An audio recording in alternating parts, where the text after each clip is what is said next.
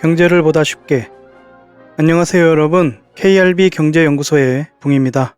오늘은 경제 상황을 알아보려고 하는데요. 이와 관련하여 부실채권이란 무엇인가와 대손 충당금, 대손 준비금 등에 관해 알아보고 국내은행 부실채권 현황과 보험 해지 상황부터 대출 카드 연체 상황에 관해 간략하게 알아보도록 하겠습니다. 아무쪼록 시청하시는 여러분께 여러가지 도움이 되었으면 하는 바람입니다.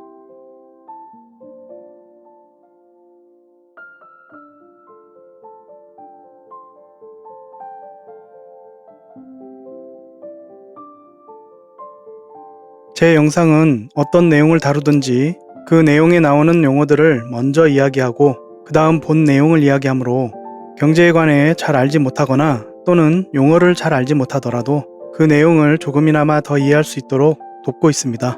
그러니 부담을 갖지 마시고 편안한 마음으로 들으시고 집중해서 듣지 않으시더라도 한번 들어서 이해가 가지 않으실 때는 반복해서 들으시면 도움이 되실 것입니다. 또한 기존에 다루었던 내용이라도 필요하면 다른 영상에서도 반복적으로 이야기하니까요. 한번 이야기했다고 다시 언급하지 않거나 아직도 그것을 모르냐고 하지 않습니다. 오히려 저번에 했던 것 왜 또 하느냐고 하실 수 있으므로 미리 말씀드립니다. 반복함으로써 우리 기억에 더 오래 남게 되는 것이라고요. 그 외에 더 어려운 부분이 있으시다면 댓글을 남겨주시면 제가 보고 반영하여 다음에는 더 쉽게 이야기하도록 노력하겠습니다. 여러가지 상황을 알아보려면 이 내용에 등장하는 용어들을 먼저 이해해야 하므로 본 내용에 앞서 부실채권이란 무엇인가와 자산 건전성 기준, 대손 충당금, 대손 준비금은 무엇을 말하는지 알아보고 본 내용으로 들어가도록 하겠습니다. 먼저 여신과 수신에 관해 다시 정리하면 여신은 돈을 빌려주는 것을 말하며 은행이 우리에게 대출해주는 것이 바로 여신입니다. 따라서 여신금리는 대출금리를 말하는 것이겠습니다. 수신은 반대로 돈을 빌리는 것을 말하며 은행이 우리에게서 돈을 빌리는 것이지요. 따라서 수신금리는 예금금리를 말하는 것이겠습니다. 부실채권 NPL이란 논퍼포밍 론의 줄임말로 퍼포밍 론이 여기서는 대출 회수를 뜻하고 론이란 부정이 붙어서 대출 회수를 못하는 즉 미이행 대출로 부실채권을 말하는 것이겠습니다. 쉽게 말하면 돈을 빌려준 사람 처지에서는 채권은 돈을 빌려주고 그 돈을 돌려받기 위해 돈을 빌려주었다는 사실을 증명하기 위한 문서지요. 그 문서에는 돈을 얼마를 빌리고 그 돈을 언제까지 갚으며 돈을 갚을 때는 고마운 마음을 담아 이자를 얼마를 준다 라는 내용을 적습니다. 그 문서를 누가 쓰느냐 그것에 따라서 국가가 쓰면 국채, 지방자치단체가 쓰면 지방채, 은행이나 증권사에서 쓰면 금융채, 기업에서 쓰면 회사채가 되는 것입니다. 그러면 부실채권이라는 것은 무엇이냐? 받아야 할 돈인데 받기 힘들어진 돈이 되어버린 문서를 말하는 것이겠죠. 얼마를 언제까지 갚는다고 쓰여 있는데 그 기한이 지났는데도 돈을 갚을 수가 없는 사정이 생긴 혹은 그래서는 안 되겠지만 고의로 돈을 안 갚기 위해 술수를 부려서 받기 힘들어진 문서가 부실채권입니다. 은행 등 금융권에서는 돈을 빌려 쓰고 3개월 이상 이자가 연체되어 이자 수익이 없는 무수익 채권이며 자산 건전성 기준 고정 이하의 여신을 부실채권이라고 합니다. 그러면 부실채권이 모두 다 같은 부실채권인가 하면 그렇지 않습니다. 부실채권도 자산 건전성 기준에 따라 분류해서 관리합니다. 은행 등 모든 돈을 빌려준 기관들은 돈을 못 받게 되었으니 똥밟은 셈 치고 잊어버리자 하는 것이 아니라 받을 수 있을 때까지 모든 노력을 다하고 못 받게 된 돈은 그만큼 기관에서 다시 벌어서 채워 넣어야 합니다. 이렇게 못 받게 되어버린 돈을 위해서 챙겨두는 돈을 대손 충당금이라고 합니다. 부실채권이 많아질수록 못 받게 되어버린 돈을 위해서 챙겨두는 이 돈이 많아지는 것이고 이 금액이 많아질수록 투자할 돈도 대출해 줄 수 있는 돈도 줄어드는 것이겠죠. 금융기관들의 부실채권이 많아지면 기관이 어려워지고 끝나는 것이 아니라 시민들에게도 큰 영향을 끼치게 되고 나아가서 경제에도 큰 영향을 끼치게 됩니다.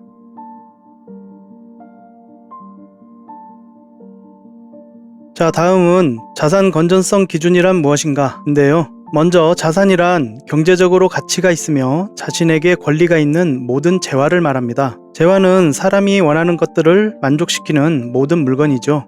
아파트, 주택, 자동차, 주식, 전세보증금, 채권 이런 모든 것들이 자산입니다. 우리가 보통 많이 쓰는 재산이라는 것은 무형의 가치까지 포함한 추상적인 개념입니다. 예를 들면 인간관계 같은 것은 자산이 아니라 가치를 따질 수 없는 재산이죠. 주식 같은 경우에도 비상장 주식 등 거래가 되지 않는 주식은 자산이 아니라 재산입니다. 부채는 미래에 내 수중에서 나가야 할 돈, 내가 지불을 해야 할 돈으로 지출 의무가 발생하는 것입니다. 자산에서 이 부채를 제외한 것이 바로 순자산, 자본이 되는 것입니다. 자산 건전성이라는 것은 자신의 자산을 빌려준 뒤 돌려받을 가능성을 말하는 것으로 금융기관이라면 대출을 해준 뒤에 그 대출을 회수할 가능성을 자산 건전성이라고 하고 그 기준은 다음과 같습니다. 첫 번째로 정상은 말 그대로 아무 문제가 없는 정상 여신을 말하는 것이며 두 번째로 요주의는 1개월 이상 3개월 미만의 연체가 있는 여신을 말하는 것입니다. 세 번째로 고정은 6개월 이상 연체가 되었으나 담보가 있는 여신입니다. 네 번째로 회수 의무는 연체가 3개월 이상 12개월 미만의 담보가 없는 여신을 말하고 다섯 번째로 추정 손실은 사실상 손해가 확정된 여신을 말합니다. 이렇게 대출을 회수할 가능성을 5가지 기준으로 나눈 것이 자산 건전성 기준이라고 합니다. 부실채권은 이 자산 건전성 기준 고정 이하의 여신으로 분류된 채권을 말하는 것입니다.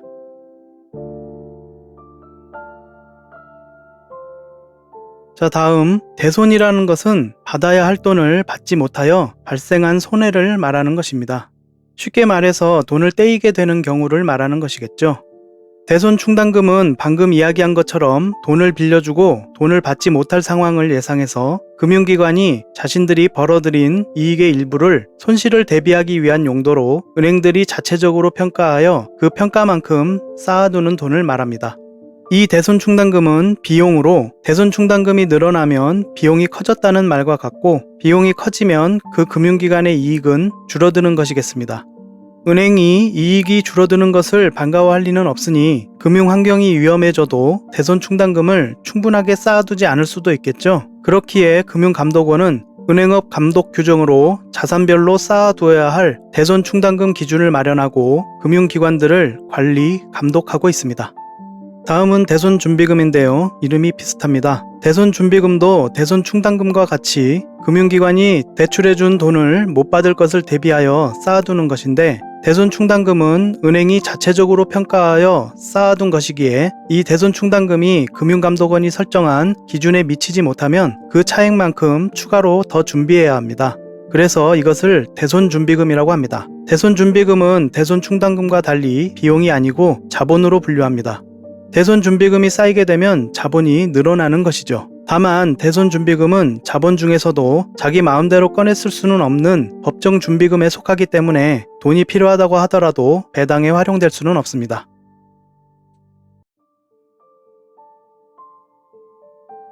자, 지금까지 본 내용에 등장하는 용어들에 관해 알아보았으므로 본 내용을 알아보도록 하겠습니다. 표는 국내 은행의 부실채권 규모 및 비율 추이를 나타낸 표입니다. 23년 9월 말 기준 총 여신 규모가 2616.2조 원이고 부실채권이 11조 5천억 원으로 부실채권 비율이 0.439%로 반올림하여 0.44%가 된 것입니다.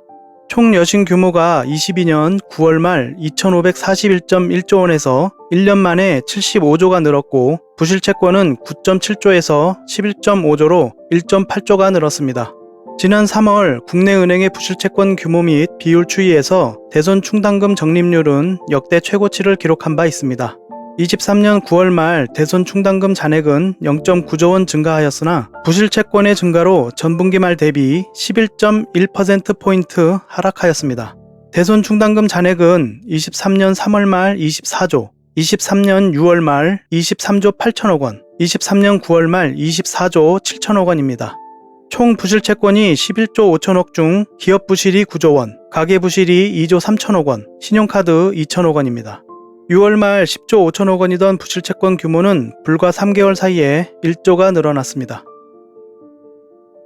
이어서 부실채권 신규 발생 및 정리 추이표를 보시겠습니다. 2023년 3분기 중 신규 발생 부실채권은 4조 3천억 원으로 지난해 같은 기간보다 1조 8천억 원이 증가하였습니다. 그중 기업 여신 신규 부실이 3조 1천억 원, 가계 여신 부실이 1조 1천억 원입니다. 특히 기업 여신 신규 부실 3조 1천억 원 중 중소기업 신규 부실이 2조 4천억 원으로 지난해 같은 기간보다 1조 2천억 원이 늘어났습니다. 대기업의 신규 부실이 3천억 원이 증가하였는데 이런 상황은 이제 중소기업을 넘어 대기업도 영향에서 자유로울 수 없을 뿐만 아니라 부실의 전이가 되고 있음을 알 수 있겠습니다. 부실채권 정리 규모는 3조 3천억 원으로 전분기 대비 6천억 원이 감소하였고 대손상각, 쉽게 말해서 손실 처리한 것입니다. 1조 원, 매각, 즉 팔아버리는 것이죠. 9천억 원을 합하여 1조 9천억 원, 여신 정상화 7천억 원, 담보를 처분하여 여신을 회수한 것이 5천억 원입니다. 부실채권의 매각은 전문 자산관리회사나 전문 회수기관 등의 채권을 파는 것이고 이들 회사는 이 채권을 매입하여 채권 추심을 통해 이익을 거두는 것입니다. 다음은 부문별 부실채권 비율표를 보시겠습니다. 총 여신 비율 0.44% 중 기업 여신이 0.53%를 차지하고 있고 그중 중소법인의 부실채권 비율이 가장 높다는 것을 알 수 있으며 가계 여신 부실 비율은 0.25%로 그중 주택담보대출의 증가 속도는 느려졌지만 신용대출이 지난해 같은 기간보다 0.17%포인트 늘었습니다. 신용카드 부실채권 비율은 1.36%로 지난해 같은 기간보다 0.53%포인트 늘어났으며 가파르게 상승하고 있음을 알 수 있습니다.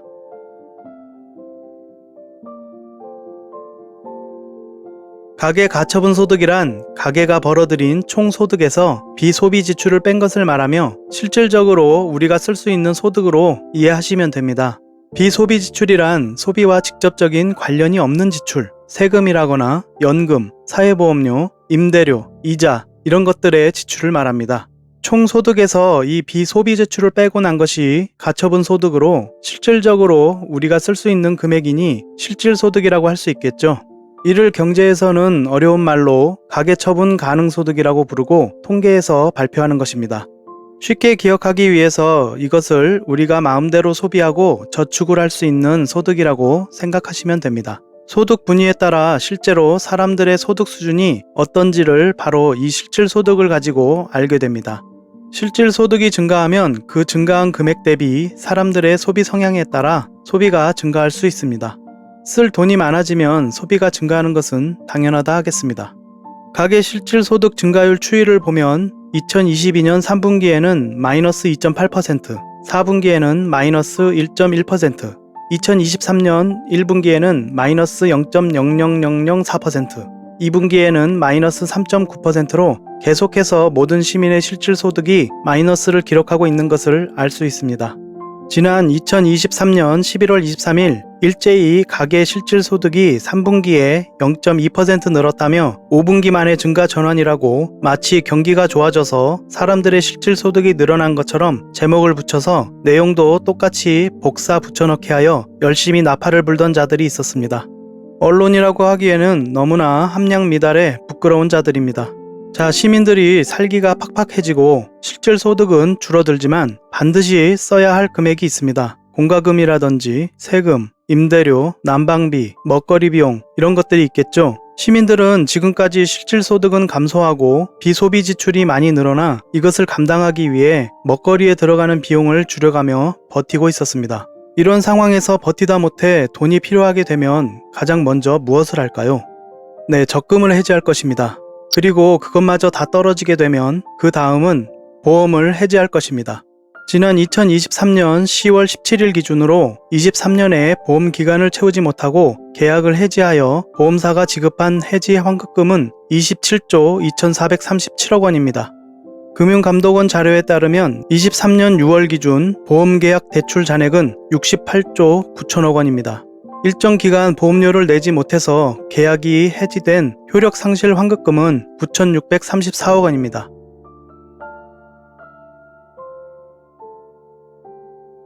지난 2023년 3분기 말 전체 금융권의 건설, 부동산업 대출 잔액은 608조 5천억 원입니다. 비은행권의 부동산 대출 잔액은 저축은행, 보험사, 여신 전문 금융회사, 캐피탈이죠. 상호금융조합 등을 합산하면 193조 6천억 원이며 비은행권 건설 대출 잔액은 62조 1천억 원입니다. 이와 관련한 연체율이 부동산은 2018년 4분기 이후 최대치, 건설업은 2017년 1분기 이후 최대치입니다. PF 부실은 시간이 지남에 따라 엄청난 폭발력을 계속해서 축적하고 있습니다. 제때 부실을 정리해야 했음에도 계속해서 미루다가 언제 폭발할지 모르는 초유의 폭탄을 안고 사는 형국입니다. PF 부실의 다른 것은 총선 전에 터지느냐, 총선 이후에 터지느냐일 뿐 폭발한다는 사실에는 변함이 없겠습니다. 시민들은 직장에서 정리해고되기도 하고 직장이 하루아침에 파산하기도 하는 등 여러 가지 사정도 있고 물가도 감당하기 어려워 계속해서 돈은 필요하지만 소득이 없는 상황에서 적금도 해지하고 보험도 해지했고 더 이상 수중에 돈이 없습니다. 이렇게 되면 신용카드도 대출도 갚을 수가 없습니다. 신용카드 연체는 빠른 증가로 지난해 3분기 말 기준 2조 7천억 원으로 시간이 지남에 따라 급등세로 진행되는 상황이며 캐피탈 등 여신 전문 회사의 연체 상황은 그보다 더 우려스럽습니다. 국내 캐피탈 51곳의 연체액은 3조 998억 원. 이 업계 연체가 3조를 넘어선 것은 2003년 이후 20년 만으로 지금 상황을 보여주는 척도입니다. 다음 카드 리볼빙이란 무엇인가 간단하게 알고 넘어가겠습니다. 카드 결제 대금을 갚는 방법에는 크게 할부, 분할납부, 리볼빙이 있는데요. 그중 리볼빙이란 자신이 사용한 카드 사용 금액 중 이달의 일부를 갚고 나머지 결제 금액은 다음 결제일에 갚을 수 있도록 만든 제도입니다. 자금 사정이 갑자기 안 좋아졌다면 신용카드 대금을 일부만 결제하고 연체를 만들지 않고 다음 달에 사정이 좋아지면 갚을 수 있는 것이죠. 리볼빙은 신용카드 연체 기록을 남기지 않을 수 있다는 장점은 있지만 결제 대금이 이월되면서 일정 비율만 갚고 나머지 금액이 이월되므로 계속 이용하면 큰 금액이 쌓이게 되어 오히려 갚을 수 없게 되는 상황에 놓일 수 있습니다. 그뿐만 아니라 리볼빙 이자도 붙고 이 이자율은 상당히 높아서 한번 리볼빙에 발을 들여놓으면 벗어날 수 없으니 매우 주의하셔야 합니다. 8개 전업 카드사의 카드론 연체율은 2.26%이고 특히 리볼빙은 23년 3분기 기준 7조 원을 넘어섰고 21년에 비해 불과 2년 만에 1조 원이 늘었습니다. 카드론 연체로 다시 대출을 받아 카드론을 상환하는 카드론 대환대출 잔액도 1조 5,960억 원을 기록하고 있습니다. 대출을 받아 대출을 갚는 것도 한계에 도달하고 있는 것입니다. 은행계 신용카드 대출 연체율도 2.8%가 되었습니다.